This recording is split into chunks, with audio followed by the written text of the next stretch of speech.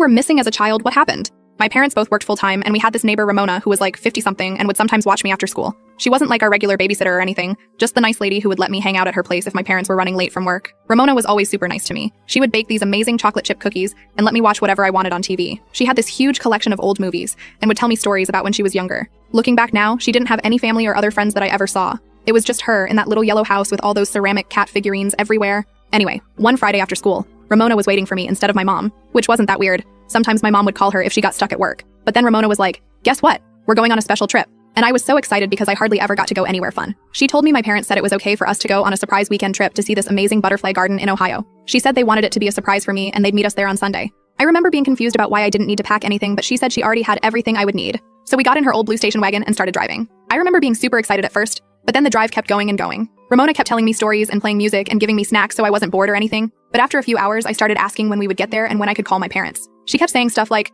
"Just a little bit longer," and "Your parents want this to be a special surprise, we can't call them yet." Then she started acting different. Like, she'd be super happy one minute telling me about all the beautiful butterflies we were going to see. Then the next minute, she'd get really quiet and keep looking in the rearview mirror a lot. We stopped at this motel that night, and I remember it had this weird smell, and the carpet was this gross orange color. Ramona wouldn't let me watch TV, which was weird because she always let me watch whatever at her house. She said the TV was broken, but I could hear sounds from the room next door, so I knew that wasn't true. The next day, we didn't go to any butterfly garden. Instead, we drove to this cabin in the middle of nowhere. She told me the butterfly garden was closed for cleaning, so we were going to stay here until it opened again. The cabin was dusty and small and had no phone. I started crying because I wanted to talk to my mom and dad, and Ramona got super upset. This is where things get really weird and scary, TBH. She started telling me that my parents actually didn't want me anymore, and that's why they let her take me. She said they were too busy with work and thought I would be happier with her. I remember just sobbing and her trying to comfort me, saying we could be happy together and she would never be too busy for me. That night I pretended to be asleep, but I could hear her talking to herself and pacing around the cabin. She kept saying stuff like, "They don't appreciate her," and "We'll be happy just us," over and over. On the third day, I was sitting on the porch while Ramona was inside making lunch.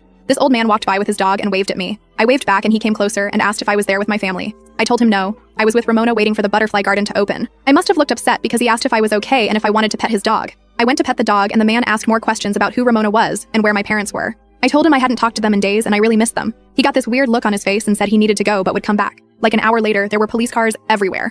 Ramona started freaking out, grabbing me and trying to run out the back door, but they already had people there too. I remember being so confused and scared, and this female officer wrapped me in a blanket and carried me to her car while Ramona was screaming that they were taking her baby. When I got home, my parents were crying and hugging me so tight I could barely breathe. They kept asking if I was hurt, or if she touched me inappropriately, which she didn't.